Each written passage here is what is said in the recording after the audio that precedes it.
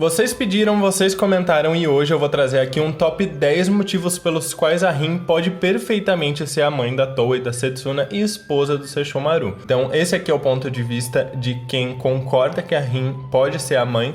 Então eu quero também saber o ponto de vista de quem acha que a Rin não é a mãe, tá bom? Olá meus queridos, eu sou o Avalon das páginas Avalon Geek e hoje nós vamos conversar sobre um top 10 motivos pelos quais a Rin pode sim ser a mãe da Towa e da Setsuna e esposa do Sesshomaru. Então não esquece de continuar no vídeo até o final para conferir todo esse top 10 e também para deixar a sua opinião. Talvez você tenha algum outro motivo que eu esqueci de colocar aqui, ou talvez você discorde. E sem mais enrolação, vamos começar logo com esse top 10. E o primeiro ponto que eu quero trazer aqui para vocês, eu acho que é um dos mais emocionantes, não só para mim, mas qualquer fã de Sesshomaru, fã de Inuyasha no geral, é o episódio 9 de Kanketsu Ren, o arco final. Isso porque é nesse momento em que a gente vê o Sesshomaru se encontrando com a mãe dele, onde ele pretende buscar um meio de aperfeiçoar o Meidō, ou o Onda Lunares das Trevas, que foi como ficou conhecido aqui na tradução. Ele quer aperfeiçoar o poder da Tenseiga de abrir um caminho direto para o mundo dos mortos. Ao fazer isso, ele acaba colocando a Rin e o Kohaku em perigo. A Rin foi levada para o mundo dos mortos por um cão do inferno, ela acaba morrendo. E quando o Kohaku diz que ela não está respirando, a gente vê ali uma cena como uma das poucas que a gente tem em toda a franquia. Quem conhece o Sesshomaru sabe que ele é bem inexpressivo, ele tem um ar bem frio, porém neste momento em que ele descobre que a Rin veio a falecer, ele demonstra a frustração e a preocupação dele. Inclusive nesse episódio é que a gente descobre que ele começa a cogitar a possibilidade de deixar a Rin em um vilarejo, porque tê-la ao seu lado faz com que ela corra muitos perigos e nem sempre ele vai conseguir protegê-la. Eu vou destacar aqui algumas falas que eu acho que são muito fortes e algumas cenas que vão estar aparecendo aí para vocês desse episódio e que demonstram muito o sentimento, o amor que o Sesshomaru tem pela Rin. O que pode também ser interpretado como um amor de pai que quer proteger, mas aqui ele vai entrar como um dos motivos pelos quais o Sesshomaru ama a Rin e ponto. E isso pode corroborar para que ela seja a futura esposa dele. Inclusive a própria mãe, quando vê que o filho vai entrar no mundo dos mortos, no inferno, para resgatar a Rin, ela diz que você pretende entrar no inferno apenas para salvar aqueles humanos? Você desenvolveu um caráter gentil. Ou seja, a mãe do Sesshomaru está vendo a mudança que o filho teve ao estar acompanhado de dois humanos, que é uma coisa que ela também observa, né? Alguém que odiava humanos agora anda com dois deles, e o fato dele se colocar em risco ao ponto de entrar no inferno só para resgatar aqueles humanos e negar quando ela abre o caminho para voltar, porque ela quer salvar a Rin, mesmo que tenha que ir pro profundo inferno e encarar o guardião daquele lugar. Nesse mesmo episódio a gente vê que quando o Sesshomaru tenta salvar a Rin com a Tenseiga e não consegue, ele se sente tão frustrado que ele abandona a espada. E naquele momento, ele que estava querendo tanto fortalecer a Tenseiga, melhorar o Meidō, acaba desistindo dela quando ele descobre que, mesmo com tanto poder que ele possa obter, ele não pode salvar mais a mulher que ele ama. Justamente nesse episódio em que o Sesshomaru acaba desenvolvendo piedade, né? Ele desenvolve ali uma misericórdia ao ponto de salvar todas as almas que estão no inferno e apenas carrega para fora o corpo da Rin já sem vida. E quando a mãe do Sesshomaru salva a Rin, a gente vê ali que ele está feliz, ele está aliviado, embora ele evite demonstrar isso. Em segundo lugar, mas muito importante também, é justamente o encontro da Rin com o Sesshomaru.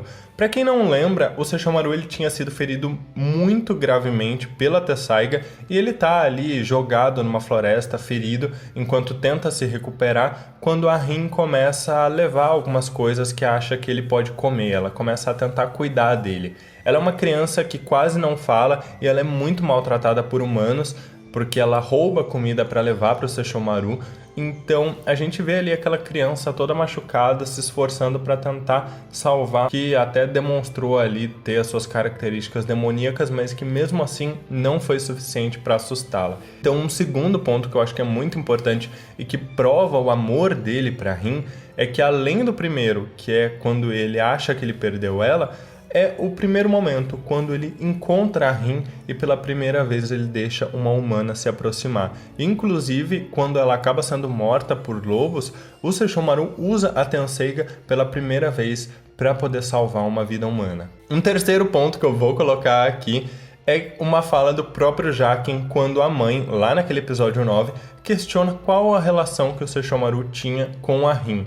E o Jaqen responde em que mesmo após tantos anos de servidão, o Sesshomaru acabava tratando a Rin melhor do que tratava o próprio Jaqen. É uma coisa um pouco de comédia, mas que se a gente for analisar, realmente é verdade. A gente sabe que ele também se preocupava com o Jaqen, afinal, ali no arco final, quando ele vai atrás do Magatsuri, ele não apenas deixa a Rin no vilarejo, mas ele deixa o Jaqen também, porque ele não quer colocar o Jaqen em perigo. E é claro que o Jaqen, como um yokai, tem aquele bastão de duas cabeças, ele tem meios de se proteger muito mais do que a Rin.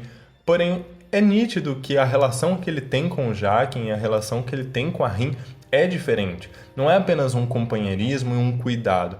O Sesshomaru, de qualquer forma que vocês possam interpretar, ele ama a Rin. E aqui eu acho que vale a pena só a gente abrir um parênteses para dizer que amor, ao meu ponto de vista, é um desejo de cuidado. Amor é desejar a felicidade do outro independentemente das escolhas que esse outro faça, independentemente dele estar perto ou não. E é justamente com isso que a gente entra no quarto ponto, que é a carta do audiodrama que foi colocada pra gente no vídeo anterior, que se vocês não viram, tô deixando aqui no card, onde o Sesshomaru diz para a Rin que ela tem todo o tempo que ela quiser para ela analisar os sentimentos dela e decidir. Ou seja, o Sesshomaru ama a Rin de tal forma que independentemente do que ela decidir, se ela quiser ficar com ele ou não, ele vai continuar amando ela. E é por isso, inclusive, que ele deixou ela lá no vilarejo. Afinal, a Rin era tão importante para ele que mesmo que ele tivesse que ficar longe dela, ele prefere, porque isso significa que ela vai estar mais segura. E os pontos aqui no vídeo vão se conectando, porque desse quarto ponto, que é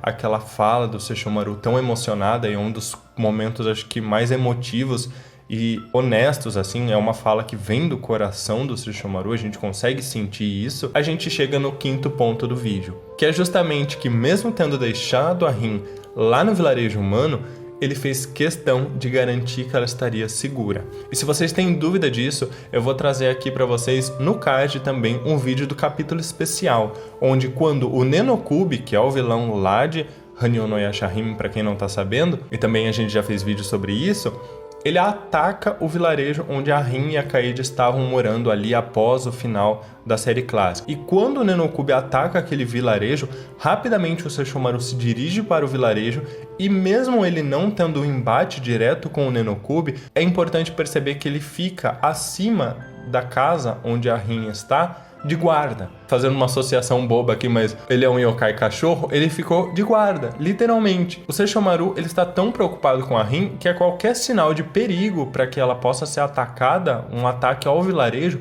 ele foi em socorro dela e se colocou ali. Ele não entrou em combate direto, porque para ele tanto importava lutar com o Nenokubi ou não, mas ele estava ali para garantir a segurança da Rin. O sexto ponto do vídeo, desse top 10, é a fala da mãe. Isso porque ela diz que o filho herdou a gentileza do pai e, se vocês sabem muito bem, o pai do Inuyasha, pai do Sesshomaru, ele tinha um carinho, uma gentileza tão grande com os humanos que ele se apaixonou por uma mulher humana e foi capaz de ter um filho com ela, que é justamente o Inuyasha. Não só isso, mas como a gente viu lá no filme, no terceiro filme, a gente sabe que o pai do Inuyasha foi capaz de dar a vida para proteger a mãe do Inuyasha. Inclusive a mãe do Sesshomaru já chegou a dizer que ele herdou algumas características estranhas do pai dele, fazendo menção justamente ao apreço, ao amor pelos humanos, uma característica que para os yokais dessa categoria, né, um yokai tão renomado, tão forte,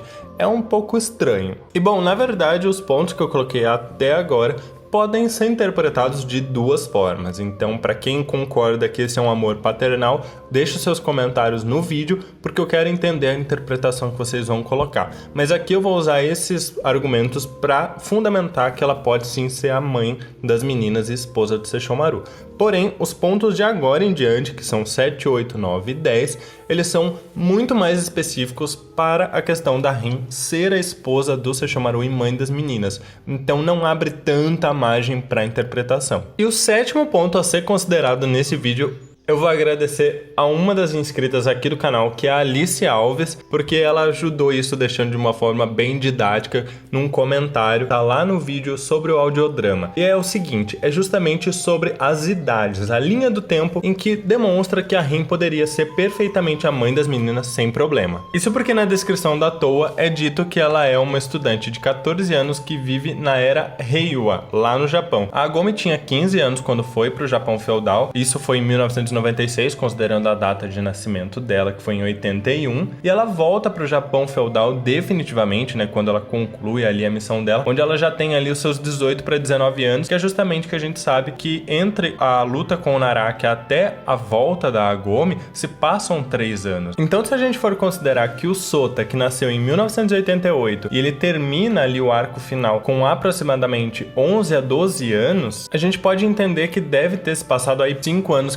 mais ou menos, até que as filhas da Rin tenham nascido. Isso porque também o Sota, quando ele encontra a Towa, ela já é uma criancinha ali, aproximadamente dos seus 4 anos, pela imagem. E a Towa no trailer, inclusive, diz claramente que já se passaram 10 anos desde que a família da Agome resgatou ela e manteve ela ali na era atual. Então, pro Sota poder adotar ela, ele estar apto a adotar ela, e também considerando a imagem que a gente tem ali, que ele já é mais adulto, eu acredito que tenha passado ali entre uns 10 anos. Sabe esse período de 5 anos que eu tô falando que passou aí entre o final de Inuyasha até o nascimento das meninas, condiz também com a idade da Rin quando ela recebe aquela declaração do Sesshomaru do audiodrama, porque naquele período ela tinha 16 anos e ela ainda estava morando ali no vilarejo. O que a gente entende analisando essas datas é que foi um pouco depois dessa declaração onde a Rin, com os seus prováveis 16 ou 17 anos, acabou decidindo se relacionar com o Sesshomaru e tendo as filhas dela. Então, a Towa, com aproximadamente 5 anos, acabou indo para o Japão moderno, onde ela encontra o Sota já com os seus 22 anos, mais ou menos. Eu não sei se ficou muito claro para vocês, mas qualquer coisa, deixa o seu comentário aqui no vídeo que a gente pode fazer uma linha do tempo só sobre os acontecimentos e as idades dos personagens. O oitavo ponto que a gente tem que considerar também é justamente o contexto histórico, porque a gente está falando, gente, de uma era feudal, ou seja, a Rin era da era feudal e o Sesshomaru também. A era feudal era comum que aos 14 anos aproximadamente uma pessoa fosse considerada autossuficiente para consentir a um casamento. Então a era feudal ela ocorreu ali no período Sengoku, que é entre 1400 e 1500, né, o século 15 a 16 mais ou menos. E se vocês derem uma pesquisada, vocês vão conseguir ver que as pessoas ali eram consideradas aptas a casar a partir dos seus 14. Ou seja, se a gente está falando que a Rin teve as meninas ali com os seus 16, 17, é perfeitamente comum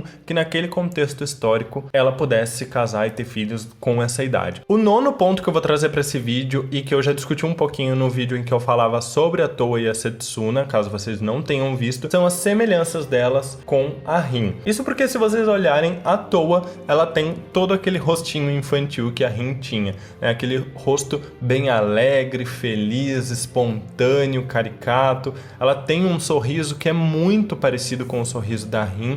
Então, por mais que ela tenha os cabelos brancos iguais aos do Sesshomaru, na questão da fisionomia do rosto, ela se parece muito com a Rin. Isso pode ser fortemente um indício de que a Rin é a mãe dela, afinal, pela semelhança física que ela tem com a mãe. Já a Setsuna, por sua vez, embora ela tenha uma semelhança do rosto muito mais voltada para o pai, então ela tem aquele rosto mais firme, mais sério, igual do Sesshomaru, ela possui um cabelo que lembra muito o cabelo da Rin. Ela tem um tom de cabelo que é um tom castanho escuro e que é justamente o tom do cabelo da Rin. Se vocês olharem em algumas animações, alguns episódios, o cabelo dela parecia um pouquinho mais escuro, um pouquinho mais acinzentado, mas também existem episódios onde dá pra perceber um pouco mais o tom castanho escuro do cabelo dela. O cabelo da Setsuna é muito semelhante ao cabelo da Rin. Eu acredito que tenha sido esse o intuito da Rumiko, deixar um pouco de semelhança de cada um dos pais em cada uma das filhas. E em 10º lugar, como último motivo pelos quais a gente pode acreditar que a Rin e o Sesshomaru são os pais da Towa e da Setsuna é justamente o significado do nome das duas. Isso porque, para quem não sabe, o nome Setsuna significa um instante, um momento,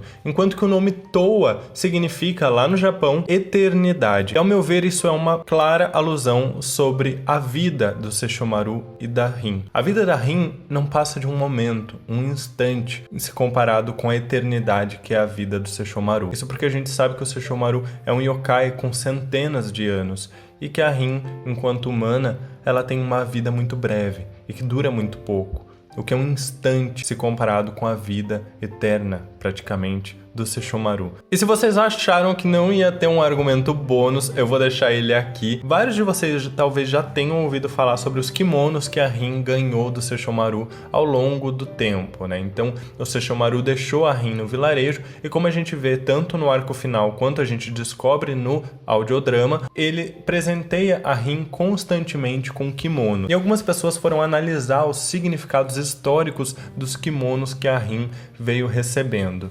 Então eu vou trazer aqui para vocês uma síntese do que são esses kimonos. O kimono rosa, ele significa uma feminilidade, ele significa saúde e também faz alusão à primavera, que é justamente um período em que é muito voltado para um romance, para um carinho. Já o kimono púrpura, ele era entregado para as realezas, e como a gente sabe, o Sesshomaru era ali um yokai praticamente de realeza, né? Justamente por conta do pai dele, né? O pai dele deixou um histórico por ser um Dai yokai. E o desenho da mariposa, ele é muito associado justamente a uma questão de eternidade e de prosperidade no amor. Então, muitas pessoas associam esses significados dos kimonos como se fosse uma maneira do Sesshomaru de demonstrar o carinho e o amor que ele sentia por ela. Mas se vocês quiserem mais informações, eu trago um vídeo só explicando essa relação dos kimonos, tá? Isso aqui é só um comentáriozinho. Mas é isso aí, pessoal. Não esqueçam de deixar os comentários de vocês, o que vocês interpretam desse top 10, qual seria o top 10 de vocês, se vocês querem um top 10 sobre como a relação, na verdade, pode ser única e exclusivamente de um amor paternal e do porquê que a Rin não seria a mãe das meninas, o que vocês acham. Não esquece de compartilhar o vídeo para ajudar o canal e também para mais pessoas que querem saber que a gente fala de Inuyasha aqui, porque são muitos poucos que fazem isso aqui no Brasil. E a qualquer informação de Hanyu no Yashahime eu tô trazendo aqui para vocês, então segue nas redes sociais e não se esqueçam, eu criei um evento lá no Facebook para a estreia de Hanyu no Yashahime, vocês podem ir lá procurar para confirmar a presença de vocês. Eu vou colocar as informações à medida que a gente tiver mais informações sobre a estreia, de como que a gente vai poder fazer para assistir lá naquele evento, tá bom? Um grande abraço e até mais.